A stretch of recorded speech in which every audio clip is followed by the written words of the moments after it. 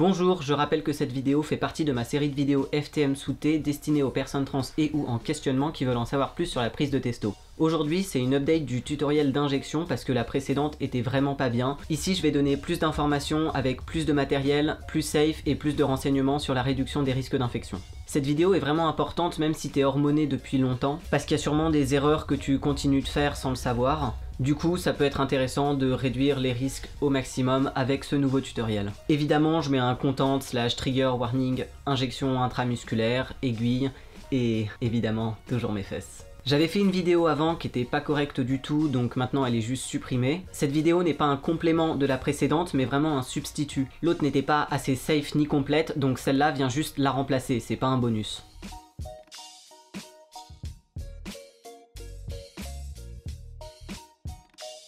Donc, cette vidéo expose des pratiques optimales de réduction des risques, mais présente aussi différentes solutions, donc fais au mieux avec le matériel qui t'est accessible. Évidemment, tout ça dans la mesure du possible, des frais que tu peux avancer, etc. On va juste commencer par tout le matériel à avoir. Je listerai le matériel à l'écran juste après la liste, donc t'as pas à prendre des notes là maintenant.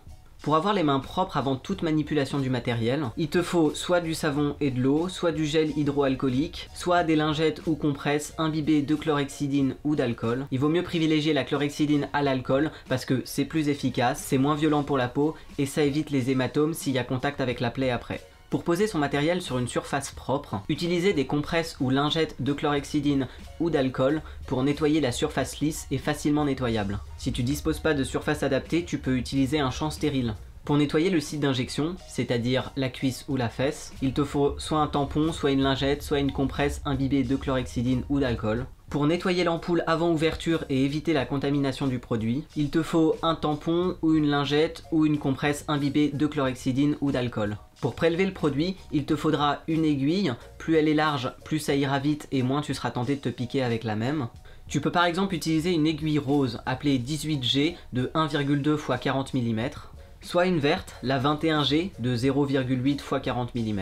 Pour injecter, il te faudra une autre aiguille, donc celle-là la plus fine possible pour que ça fasse le moins mal possible. Donc de préférence la noire, c'est la plus fine, la plus utilisée pour l'intramusculaire. Elle s'appelle 22G et fait 0,7 x 30 mm. Tu peux aussi utiliser une verte, c'est la taille juste au-dessus, qui est aussi utilisée pour intramusculaire. Mais surtout, n'utilise jamais la même aiguille pour prélever et pour injecter. Même si c'est le même modèle sur les deux, tu dois quand même la changer. Tu as aussi besoin d'une seringue de 1 à 2,5 ml. Avec ou sans aiguille fournie dans le même emballage. Si l'aiguille est fournie dans le même emballage, il faut qu'elle soit non sertie, c'est-à-dire qu'il faut que l'aiguille soit dissociable de la seringue. L'androtardil, puisque c'est ce que tu vas t'injecter. Pour essuyer le sang et faire stopper le saignement sans salir la plaie, il te faut un tampon sec et stérile ou une compresse stérile pour faire un point de compression. Pour masser le point d'injection en début de cicatrisation, une crème cicatrisante de type Cicatril, Réparil, Polydermil, mais c'est optionnel. Pour jeter seringue, aiguille et ampoule, procure-toi un conteneur d'Asri. C'est la boîte jaune avec le couvercle vert, accessible librement et gratuitement en pharmacie. Refuse de la payer si on veut te la faire payer parce que c'est censé être gratuit. C'est cette boîte que tu dois utiliser pour la rendre après en pharmacie et l'échanger contre une neuve. Ne jette jamais ton matériel dans une bouteille ou une canette. Si on te demande de faire ça, ne le fais pas. Pour te procurer tout ce matériel, regarde dans la description. Je t'ai mis des infos, entre autres des endroits où tu peux recevoir gratuitement ou à moindre frais du matériel. Pour le matériel, si tu l'achètes en gros, ce que je te conseille parce que ça revient moins cher, fais attention aux dates de péremption. Prévois si t'en as pour très longtemps de stock que la date ne soit pas dépassée, généralement elle est dans assez longtemps. Vérifiez aussi la date de l'androtardil, même s'il y a peu de chances que ce soit une ampoule périmée. On sait jamais si c'est une ampoule que quelqu'un t'a donnée qu'il avait en stock depuis longtemps, fais attention à ça. Et si le jour de ton injection tu es pas du tout dans les bonnes dispositions et conditions pour la réaliser, il vaut mieux toujours la reporter à plus tard ou au lendemain. Attends d'être dans de meilleures conditions, autant toi que ton environnement. Ça aura pas d'impact sur ta santé de le faire avec un jour de décalage. Ça va rien changer sur un cycle de 2 semaines, 3 semaines ou un mois. Mais pour ta santé, c'est beaucoup plus important de ne pas faire ton injection dans des conditions dégueu. Voilà, rappel du matériel, c'est tout ce qu'il te faut. La liste est aussi dans la description dans mon PDF. Alors, l'injection en elle-même. Tout d'abord, te laver les mains en insistant bien entre les doigts et sur les extrémités. Dans le cas d'un nettoyage de mains à l'eau et au savon, les sécher sur une serviette propre et sèche, sans frotter, juste en tapotant comme ça. Nettoyer la zone propre et lisse où sera disposé ton matériel. ou à défaut, déplier ton champ stérile sur la surface plate. Si l'aiguille de prélèvement n'est pas déjà fournie dans l'emballage de la seringue, ouvrir l'emballage de la seringue à moitié, la prendre par le corps, ouvrir l'extrémité de l'emballage de l'aiguille de prélèvement et emboîter l'aiguille dans l'embout de la seringue en appuyant bien. Reposer la seringue avec l'aiguille dans son emballage. Ouvrir la magnifique boîte d'Androtardil.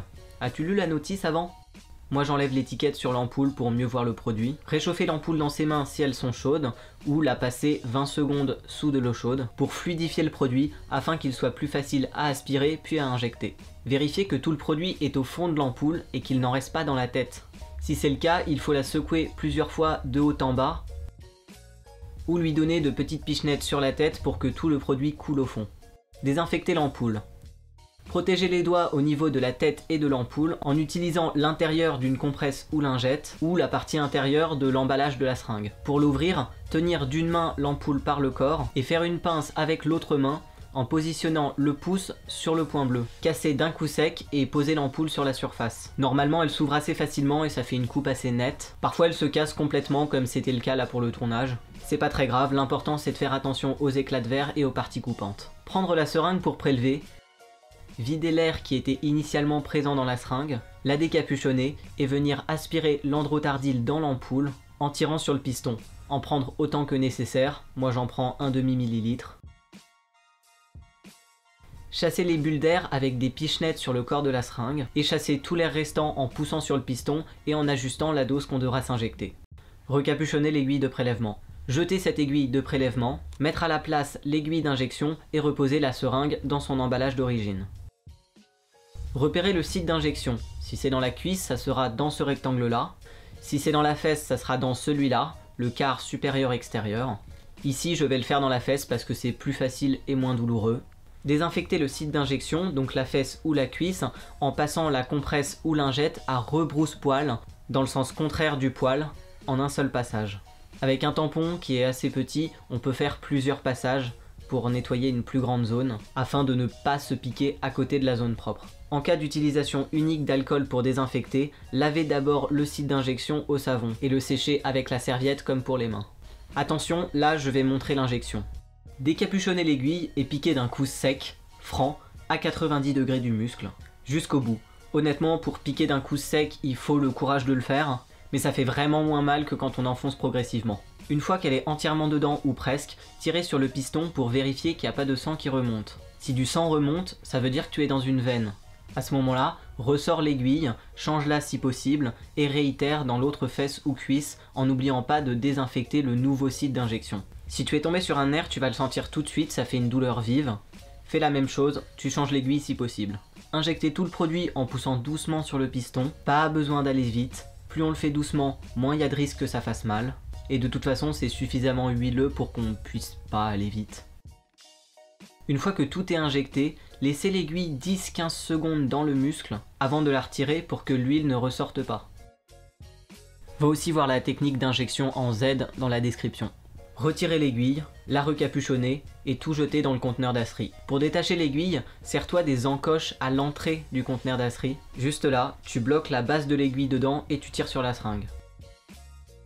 Si ça saigne, ce qui est probable et pas grave, fais un point de compression avec un tampon sec ou une compresse pendant au moins 1 minute. Les seringues, ampoules et aiguilles se jettent dans le conteneur d'acerie. Tout le reste là, à la poubelle.